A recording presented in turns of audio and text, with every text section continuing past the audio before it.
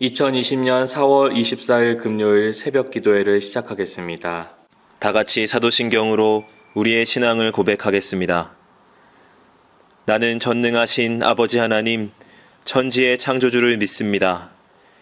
나는 그의 유일하신 아들, 우리 주 예수 그리스도를 믿습니다. 그는 성령으로 잉태되어 동정녀 마리아에게서 나시고 본디오 빌라도에게 고난을 받아 십자가에 못 박혀 죽으시고 장사된 지 사흘 만에 죽은 자 가운데서 다시 살아나셨으며 하늘에 오르시어 전능하신 아버지 하나님 우편에 앉아 계시다가 거기로부터 살아있는 자와 죽은 자를 심판하러 오십니다. 나는 성령을 믿으며 거룩한 공교회와 성도의 교제와 죄를 용서받는 것과 몸의 부활과 영생을 믿습니다. 아멘. 다 함께 찬송가 94장을 부르시겠습니다.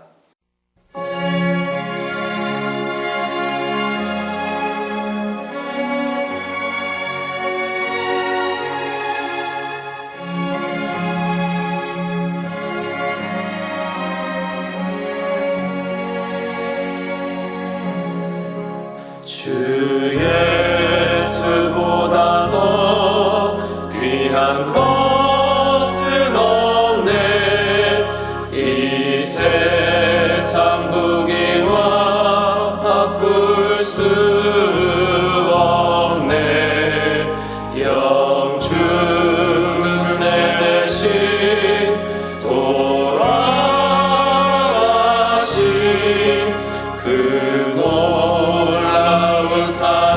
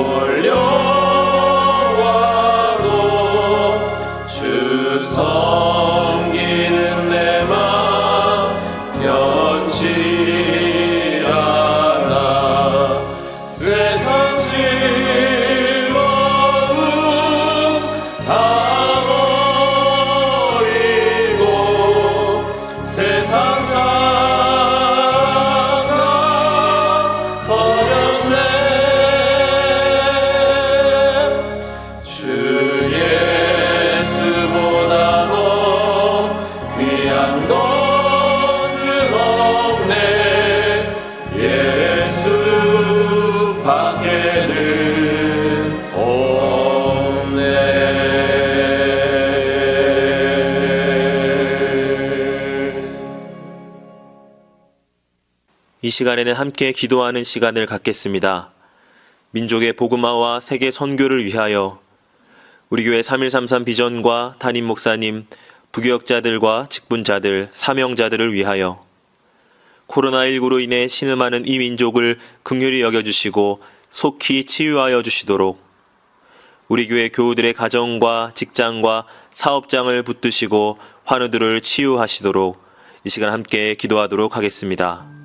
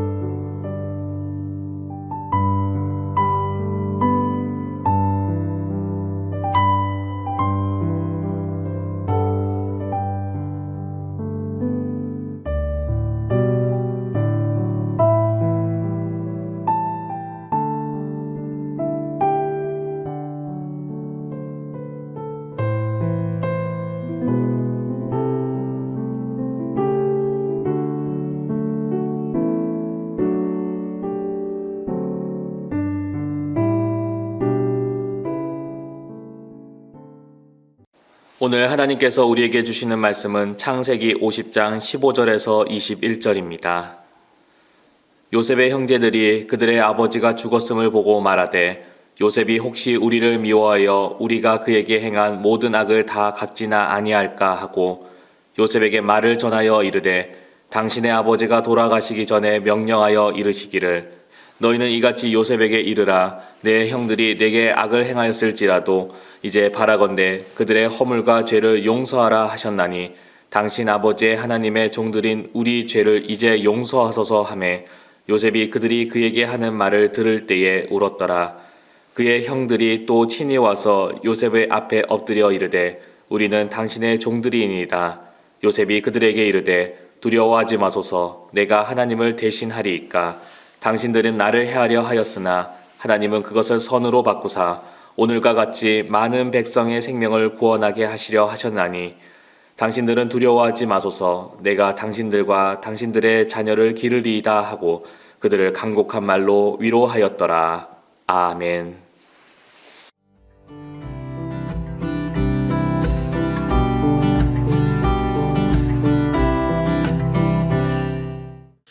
한 사람을 바라보는데 이 사람을 현재의 시각으로 볼 것이냐, 그러지 아니하면 과거의 시각으로 볼 것이냐, 이것이 중요하다라고 하는 것이지요. 오늘 성경 말씀 창세기 50장 20절의 말씀을 보면 이렇게 말합니다. 당신들은 나를 해하려 하였으나 하나님은 그것을 손으로 바꾸사 오늘과 같이 많은 백성의 생명을 구원하게 하시려 하셨나니 이렇게 말합니다. 요셉은 형들과의 과거가 있었습니다. 그 과거에 사건이 있었습니다.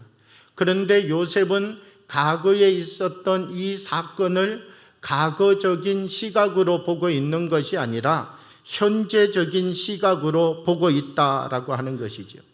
과거의 눈으로 보면 아픔이 있고 고통이 있는 자리였지만 현재의 눈으로 보면 그 아픔이 있고 고통이 있는 자리 속에 하나님께서 함께 하셔서 나의 삶을 인도해 주셨기에 오늘이라고 하는 이 축복된 삶의 자리가 나에게 있습니다.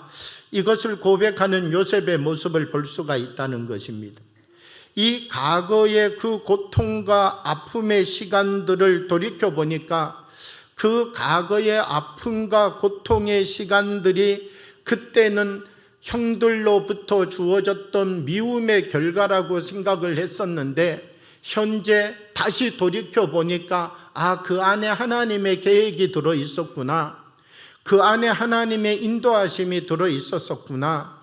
나의 이 과거 속에 하나님께서 오늘의 나를 만들어 가시고자 하시는 하나님의 그 깊은 손길이 들어져 있었구나 라고 하는 사실을 깨닫게 되었다라고 하는 것이지요. 사도 바울이라고 하는 사람이 있었습니다. 그는 하나님 앞에 나와 3번을 간절하게 기도했습니다. 어떤 기도를 드렸느냐라고 하면, 하나님, 나에게 육체의 가시가 있습니다. 이 가시를 고쳐주시기 원합니다. 3번 하나님 앞에 간절하게 기도했는데 하나님께서 사도 바울에게 주신 말씀은 무엇이냐라고 하면 내 은혜가 내게 족하도다 말씀하였다는 것이죠. 전에는 이 가시가 내게 움직여질 때마다 고통이고 아픔이었습니다.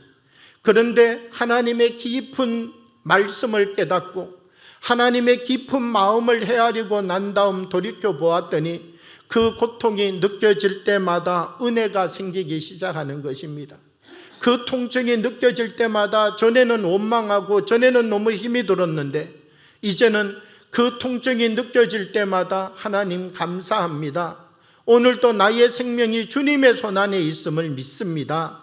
그는 또 다시 그 통증의 자리가 하나님과 만남의 자리가 되어지고 무릎 꿇는 자리가 되어지고 경건을 회복하는 자리가 되어지고 다시 자기를 십자가 위에 세워놓는 자리가 되도록 그 자신을 바꾸어 갔다라고 하는 것이죠.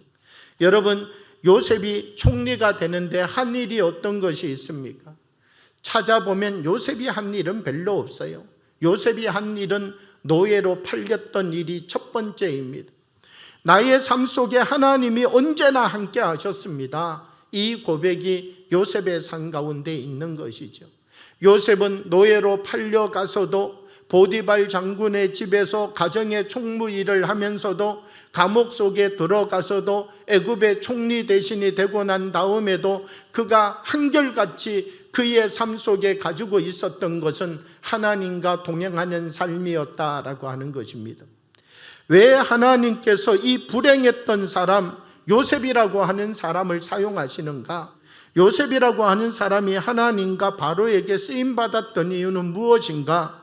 창세기 41장 38절의 말씀을 보면 이렇게 기록하고 있습니다. 바로가 그의 신하들에게 이르되 이와 같이 하나님의 영에 감동된 사람을 우리가 어찌 찾을 수 있으리요 하고, 그래, 너가 내 힘을 빌려서 살아가는구나. 너의 힘 속에 늘 내 힘이 함께 들어가 있구나. 너가 오늘도 나의 영으로 감동된 삶을 살아가고 있구나. 하나님이 제일 먼저 아시는 것이지요.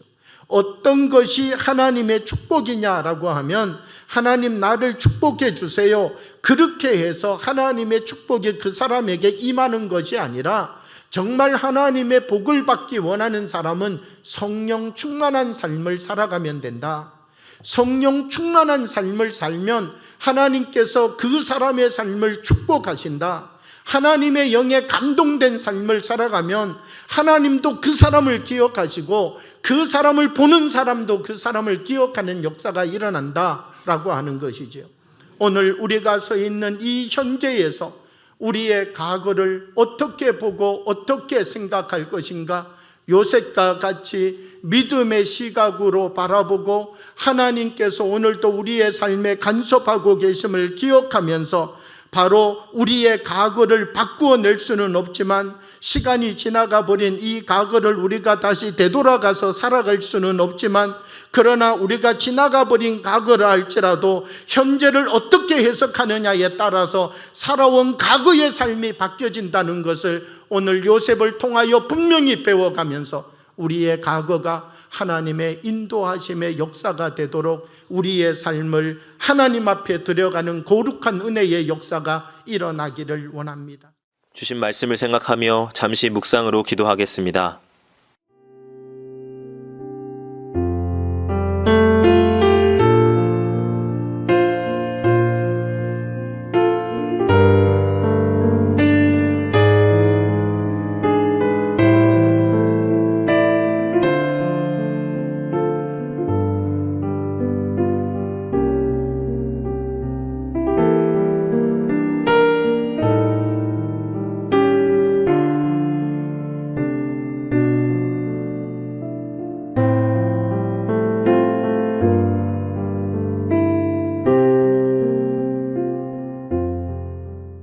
다 같이 주기도문으로 예배를 마치겠습니다.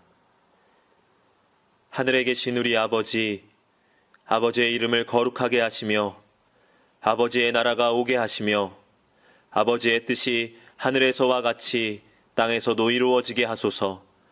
오늘 우리에게 일용할 양식을 주시고 우리가 우리에게 잘못한 사람을 용서하여 준 것 같이 우리의 죄를 용서하여 주시고 우리를 시험에 빠지지 않게 하시고 악에서 구하소서. 나라와 권능과 영광이 영원히 아버지의 것입니다.